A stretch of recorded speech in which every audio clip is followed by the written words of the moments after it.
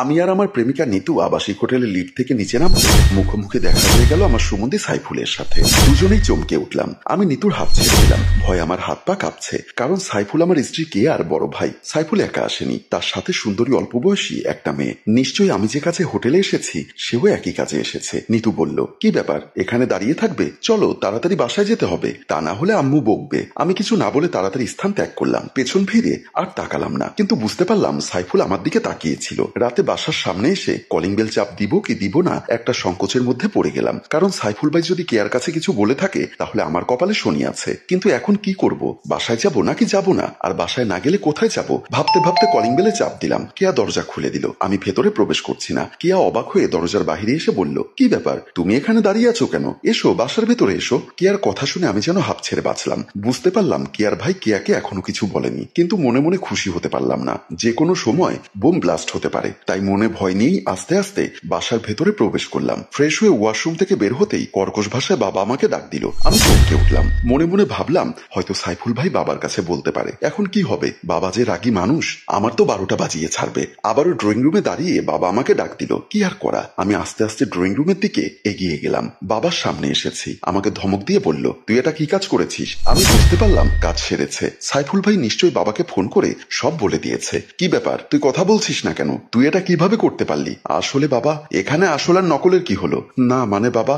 আবার না মানে করছিস কেন? আগে বল এই কাজটা তুই কিভাবে করতে পারলি? আমার ভুল হয়েছে বাবা, আমি তোমার কাছে ক্ষমা চাইছি। কাল সকালে অফিসে যাওয়ার আগে মেডিকেলে গিয়ে তোর কাকাকে দেখে আসবি। ক্ষমা চাইতে হলেও তার কাছে গিয়েই ক্ষমা চাইবি। বাবার কথা শুনে আমার বুকের উপর থেকে বড় একটা পাথর সরে গেল। আমি বুঝতে পারলাম বাবা কি বলতে চাইছে। কি বলেছে শুনেছিস তো? তোর বড় কাকা আমাকে ফোন দিয়ে বকাবকি করেছে। তার একটা ছেলে নেই, তোকে ছেলের মতো আদর করে, ভালোবাসে। সে অসুস্থ হসপিটালে, তাকে দেখতে গেলি না কেন? আচ্ছা বাবা, আগামীকাল সকালে আমি যাবই যাব, তাতে আমার কোনো ভুল হবে না। আচ্ছা ঠিক আছে, মনে থাকে যেন।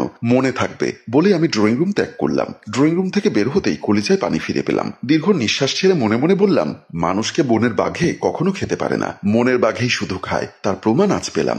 যে ভয়টাই না পেয়েছিলাম, ভেবেছিলাম সাইফুল ভাই বাবাকে বলে দিয়েছে, কিন্তু ভাগ্য ভালো এখনো বলেনি। কিন্তু পুরোপুরি মন থেকে ভয়টা দূর হলো না, কারণ বোম যে কোনো সময় ব্লাস্ট হয়ে যেতে পারে। ভয়ে ভয়ে বেডরুমের দিকে পা বাড়ালাম। বেডরুমের সামনে আসতেই আম্মা তার রুম থেকে আমার নাম ধরে ডাক দিল। আমি চমকে উঠে আম্মার রুমের দিকে তাকালাম। দেখলাম আম্মার আগে ফোঁস করছে আর রুমের ভেতরে পায়চারি করছে। আমার ভয়ের পরিমাণ আরো বেড়ে গেল, কারণ আমার আম্মা যে বদমেজাজি, আমার 12টা বাজিয়ে ছাড়বে। তাকে দেখে তো মনে হচ্ছে আম্মা ঘটনা জানতে পেরেছে। এখন আমি কি করব? আমি কি আম্মার কাছে যাব নাকি যাব না? আমি ভাবনায় পড়ে গেলাম। এমন সময় আম্মা আবার চিৎকার দিয়ে ডাক দিল। আমি চমকে উঠে আমার রুমের দিকে দৌড় দিলাম। আমি আম্মার রুমে ঢুকতেই আম্মা আমার শার্টের কলার ধরে বলল, তোর কারণে আমার মান সম্মান সব শেষ। আমি কদিন পর মানুষের কাছে মুখ দেখাতে পারবো না। আমি বুঝতে পারলাম কাজ সেরেছে। আমার আম্মা সব টের পেয়ে গেছে। আমি মাথা নিচু করে আছি। তুই কেমন পুরুষ রে? তোর মায়ের কষ্টটা তুই বুঝবি না? তোর শাশুড়ি ওই বেয়াদব মহিলা আমার সাথে যাতা ব্যবহার করেছে। আমি খানবাড়ির মেয়ে, আমার মান সম্মান বুঝি সব শেষ। ওই মহিলা আমাকে চরম অপমান করেছে। আমি এবার আবার একটা স্বস্তির নিঃশ্বাস ছাড়লাম। বুঝতে পারলাম ঘটনা যা ভেবেছি ঠিক তার উল্টো। আমি আম্মার হাত থেকে নিজেকে ছাড়িয়ে নিয়ে কিছুটা হুঙ্কার ছেড়ে বললাম, আম্মা কি হয়েছে? আমাকে খুলে বলো, কেন আমার শাশুড়ি তোমাকে অপমানজনক কথা বলেছে?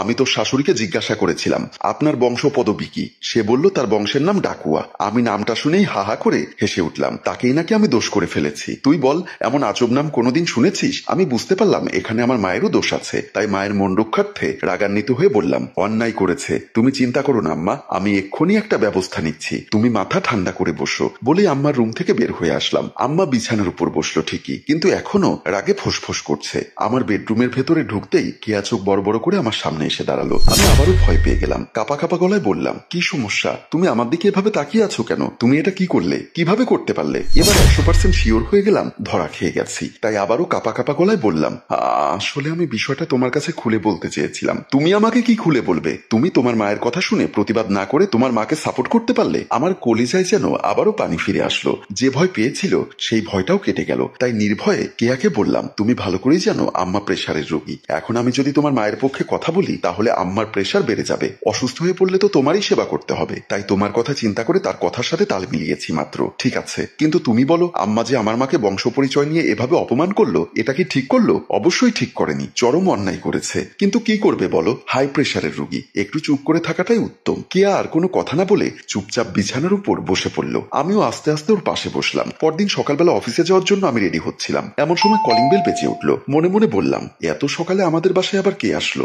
ভাবতে ভাবতে আমি দরজা খোলার উদ্দেশ্যে রওনা হলাম। মেইন দরজা খুলতেই আমার চোখ যেন কপালে উঠল। দরজার সামনে দাঁড়িয়ে আছে সাইফুল। আমি বুঝতে পারলাম আমার অবস্থা আজ শেষ। হয়তো ফোনে কারো কাছে কিচ্ছু বলেনি, এখন সরাসরি এসেছে, সবার কাছে এসেছে নালিশ করতে। আমাকে বলল বাসার সামনে কি দাঁড় করিয়ে রাখবে নাকি বাসার ভেতরে আসতে বলবে। আমি ৯-৬ না ভেবে দরজার বাহিরে চলে আসলাম। সাইফুল ভাইয়ের সামনে দাঁড়িয়ে মাথা নিচু করে বললাম, দোষ কিন্তু একা আমি করিনি, আপনিও করেছেন।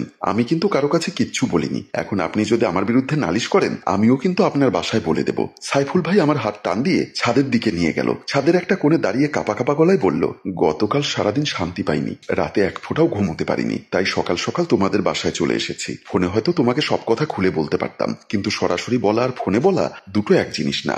আমি জানতে চাইলাম কি কথা, তুমি যে ব্যাপারটা নিয়ে ভয় পাচ্ছ আমিও কিন্তু সেই একই ব্যাপার নিয়ে ভয় পাচ্ছি। দুজনেই কিন্তু ভুল করে ফেলেছি। আপনি সঠিক কথা বলেছেন, আমরা দুজনেই অনেক বড় ভুল করে ফেলেছি। ভাই তুমি আমার ছোট বোন জামাই, তাই তোমাকে একটা অনুরোধ করি, আমি কান ধরছি, আর কোনোদিন কোনো মেয়ের সাথে ঘরে স্ত্রী রেখে অবৈধ সম্পর্কে জড়াবো না। তুমি কথা দাও তুমিও আর আমার বোনকে ঠকাবে না। এবার আমিও ছাদের চতুর্দিকে তাকিয়ে কান ধরে বললাম, একটা দিন আর একটা রাতে যে কষ্ট পেয়েছি, যে ভয়ের মধ্যে থেকেছি, তাতে আমিও কান ধরলাম, আর কোনোদিন অবৈধ কোনো সম্পর্কে জড়াবো না। প্রিয় ভিউয়ার্স, এই গল্পটা হয়তো আপনার সাথে মিলে যাচ্ছে, এটাই হয়তো ভাবছেন। এমন আত্মীয় স্বজনের কাছে ধরা খেয়ে অনেকেই ভয়ের মধ্যে থাকে। অনেক সময় আত্মীয় স্বজনের মধ্যে ঝগড়া বিবাদের সৃষ্টি হয়, তাই অবৈধ সম্পর্ক কখনো প্রশান্তি ডেকে আনতে পারে না, অশান্তি চারিপাশে ঘিরে ধরতেই পারে। তাই আসুন নিজে কান ধরি, অন্যকে কান ধরে অবৈধ সম্পর্ক থেকে দূরে থাকতে বলি। গল্পটি ভালো লাগলে লাইক, কমেন্ট ও শেয়ার করুন।